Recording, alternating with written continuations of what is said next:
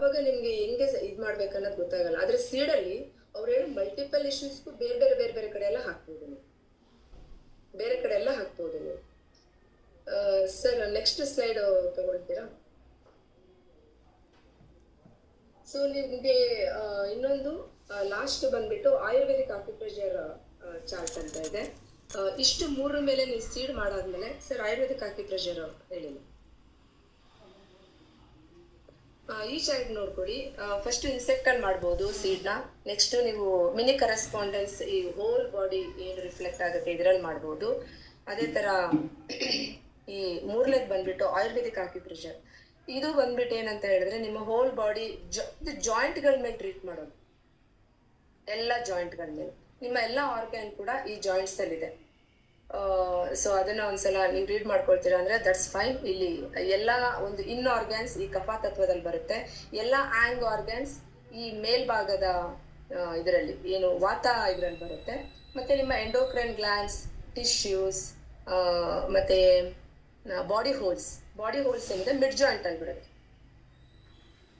Mid ತಿಳ್ಕೊಂಬಿಡಿ. ಕೆಳಗಡೆ ಎಲ್ಲ ಇನ್ organza ಬರುತ್ತೆ, ಮೇಲ್ಗಡೆ ಎಲ್ಲ ಆಂಗ್ ಆರ್ಗ್ಯಾನ್ಸ್ ಬರುತ್ತೆ. ಮಧ್ಯದಲ್ಲಿ ನಿಮ್ಮ ಬಾಡಿ ಹೋಲ್ ಅಂದ್ರೆ ನವರಂಧ್ರಗಳು ಅಂತ ಏನ್ ಕರೀತಾರೆ ಆ ನವರಂಧ್ರಗಳು, ಮತ್ತೆ ನಿಮ್ಮ ಎಂಡೋಕ್ರೈನ್ ಗ್ಲ್ಯಾಂಡ್ಸ್, ಮತ್ತೆ ಬಂದ್ಬಿಟ್ಟು ಬಾಡಿ ಟಿಶ್ಯೂಸ್ ಏನಿದೆ ಅದು ಈ ಮಿಡಲ್ ಜಾಯಿಂಟ್ಸ್ ಅಲ್ಲಿ ಬರುತ್ತೆ. ಫಾರ್ ಎಕ್ಸಾಂಪಲ್ ನೀವೇನಾದ್ರೂ ಒಂದು ಲಂಗ್ ಇಶ್ಯೂಸ್ ಅಥವಾ ಇನ್ನೊಂದೇನೋ ಹೇಳಿದ್ರಿ ಅಂತ ಹೇಳಿದ್ರೆ ಇನ್ಸೆಕ್ಟ್ ಸಿಸ್ಟಮ್ ಅಲ್ಲಿ ಟ್ರೀಟ್ ಮಾಡ್ತೀರಾ. ಅದಾದ್ಮೇಲೆ ಕರೆಸ್ಪಾಂಡೆನ್ಸ್ ಅಲ್ಲಿ ಟ್ರೀಟ್ ಮಾಡ್ತೀರಾ. ಮೂರನೇ ಸ್ಟೆಪ್ ಅಲ್ಲಿ ಅಂದ್ರೆ ಆಯುರ್ವೇದಿಕ್ ಆಕ್ಯುಪ್ರೆಷರ್ ಅಲ್ಲಿ ಇದು lung joint, right small finger, ಈ ಕಫಾ ಜಾಯಿಂಟ್ ಏನಿದೆ ಇದು ಲಂಗ್ ಜಾಯಿಂಟ್. ಇಲ್ಲಿಗೂ ಕೂಡ ಟ್ರೀಟ್ ಮಾಡಬೇಕು, ಮೆಥಿ ಸ್ಟ್ರಿಪ್ ಕಟ್ಟಬೇಕು ನೀವು.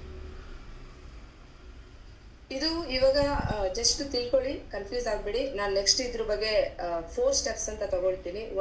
ಯಾವ್ದಾದ್ರು ಒಂದು ನಿಮ್ಮ ಡಿಸೀಸ್ನ ಎಕ್ಸಾಂಪಲ್ ಆಗಿ ತಗೊಂಡು ಈ ಸ್ಟೆಪ್ಸ್ನ ನಾನು ನಿಮ್ಗೆ ಹೇಳ್ತೀನಿ ಯಾವ ಥರ ಅಂತೇಳಿ ನೀವು ಇಲ್ಲಿ ಟ್ರೀಟ್ ಮಾಡಬೇಕು.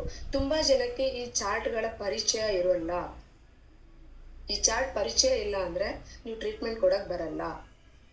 ಸೊ ಈ 4 ಸ್ಟೆಪ್ಸ್ ಅಲ್ಲಿ ನೀವು ಟ್ರೀಟ್ಮೆಂಟ್ ಕೊಟ್ಟಾಗ 100% ರಿಸಲ್ಟ್ ಬರುತ್ತೆ ಸೀಡ್ ಥೆರಪಿನಲ್ಲಿ. ಆ್ಯಂಡ್ 4ನೇದು ಸ್ಟೆಪ್ಸ್ ಬಂದು ಐ ಥಿಂಕ್ ನೀವು ದೇವೇಂದ್ರ ಓರಸ್ ಚಾರ್ಟ್ ಅನ್ಕೊಳ್ತೀನಿ. ದೇವೇಂದ್ರ ಓರಸ್ ಚಾರ್ಟ್ ಬಂದು ಸರ್ ಸ್ಲೈಡ್ ಸರ್ ಇಲ್ಲಿ ನೋಡಿ. ಇದು ದೇವೇಂದ್ರ ಓರಸ್ ಆಕ್ಯುಪ್ರೆಷರ್ ಚಾರ್ಟ್ ಅಂತೇಳಿ. ಇದನ್ನ ಪ್ರೆಷರ್ಗೆ ಯೂಸ್ ಮಾಡ್ಕೊಳ್ಳಿ. ಇವರು ತುಂಬಾ ಚೆನ್ನಾಗಿ ಎಂಡೋಕ್ರೈನ್ ಗ್ಲ್ಯಾಂಡ್ಗಳನ್ನ pineal, pituitary, thyroid, thymus, pancreas, adrenal ಏನಿದೆ ಅಷ್ಟು ಆ ರಿಲೇಟ್ ಆಗಿ ಇವರು ಈ ಆಕ್ಯುಪ್ರೆಷರ್ ಚಾರ್ಟ್ ಮಾಡಿದ್ದಾರೆ. ಇಲ್ಲಿ ಕೂಡ ನೀವು ಪ್ರೆಷರ್ ಕೊಡ್ಬೋದು. ಈ ಚಾರ್ಟ್ಗಳನ್ನ ಡೈಲಿ ನೋಡ್ತಾ ಹೋಗ್ತಾರೆ. ಅವಾಗ ನಿಮಗೆ ಟ್ರೀಟ್ಮೆಂಟ್ ಕೊಡುವಾಗ ಮೊದಲನೇದು ಇಲ್ಲಿ ಕೊಡ್ತೀರಾ, 2ನೇದು ಇಲ್ಲಿ ಕೊಡ್ತೀರಾ, 4ನೇದು ಜಾಯಿಂಟ್, 3ನೇದು ಜಾಯಿಂಟ್ ಮೇಲೆ ಕೊಡ್ತೀರಾ, 4ನೇದು ದೇವೇಂದ್ರ ಅವರ ಆಕ್ಯುಪ್ರೆಷರ್ ಚಾರ್ಟ್ ಪ್ರಕಾರ ಪ್ರೆಷರ್ಗೆ ಹೇಳ್ತೀರಾ ಪರ್ಸನ್ಗೆ. ಪ್ರೆಷರ್ ಹೇಳಾದ್ಮೇಲೆ ಲಾಸ್ಟ್ ಬಂದ್ಬಿಟ್ಟು ನೀವು ಮಿಸ್ ಮಾಡಬೇಡಿ ಸ್ಪೈನಲ್ ನಲ್ಲಿ ಯಾವುದಕ್ಕೆ ನಿಮ್ಮ ಸಮಸ್ಯೆ ಕನೆಕ್ಟ್ ಆಗಿದೆ ಆ ಒಂದು ಪಾಯಿಂಟ್ ನ ಟ್ರಿಗರ್ ಮಾಡಿ. ಸರ್ ನಾನು ಒಂದು ಇದರಲ್ಲಿ ಶೇರ್ ಮಾಡ್ತೀನಿ ನಿಮ್ಗೆ ಒಂದು ಮ್ಯಾಟರ್ನ. ಒಬ್ರು ಸ್ಟೂಡೆಂಟ್ ಬಂದ್ಬಿಟ್ಟು